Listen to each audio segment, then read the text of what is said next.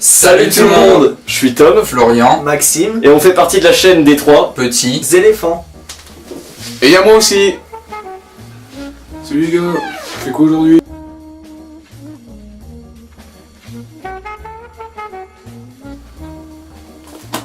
Bah c'est quoi ça? Justement, c'est ce que nous trois allons expliquer dans cette vidéo. Tout d'abord, qu'est-ce que YouTube?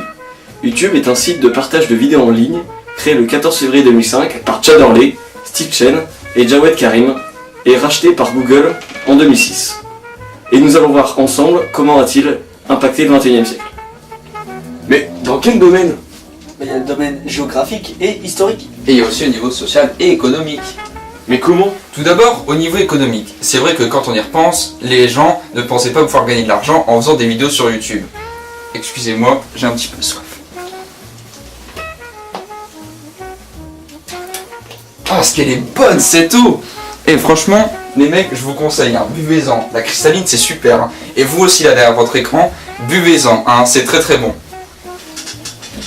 Mais qu'est-ce que tu fais? Bah, je vous fais gagner de l'argent. Et comment? Je fais un placement de produit. Qu'est-ce que c'est? Eh bien, c'est quand une marque propose de l'argent à un youtubeur contre de la pub. Il peut y en avoir des légitimes, comme quand le youtubeur annonce au début de la vidéo qu'il y a un partenariat, et des illégitimes quand il ne l'annonce pas.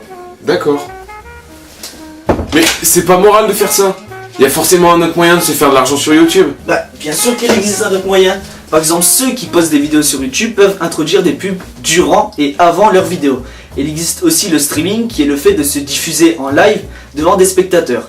Le streamer peut aussi recevoir des dons des spectateurs et introduire des pubs durant son stream. Il y a aussi des personnes qui utilisent des logiciels bloqueurs de pub comme AdBlock, ce qui fait perdre de l'argent aux utilisateurs qui postent des vidéos sur YouTube.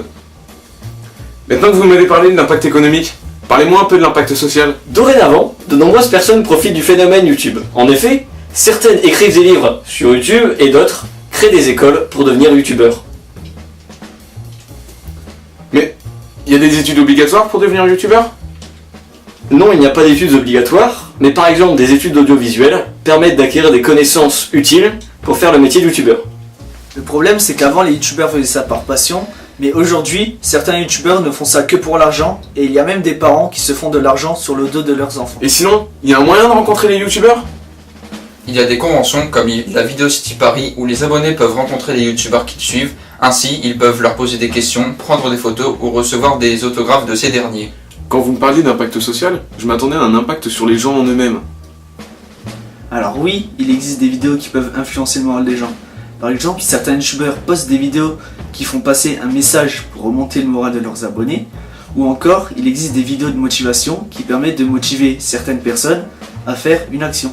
J'ai l'impression qu'il y a des vidéos de toutes sortes sur YouTube. Mais YouTube est-il capable de remplacer les médias actuels? En voilà une question très complexe à laquelle je répondrai que non. YouTube n'est pas capable de rivaliser avec nos médias habituels, mais que de plus en plus, on voit arriver le monde de YouTube dans nos médias. Mais est-ce que le monde entier a accès à YouTube?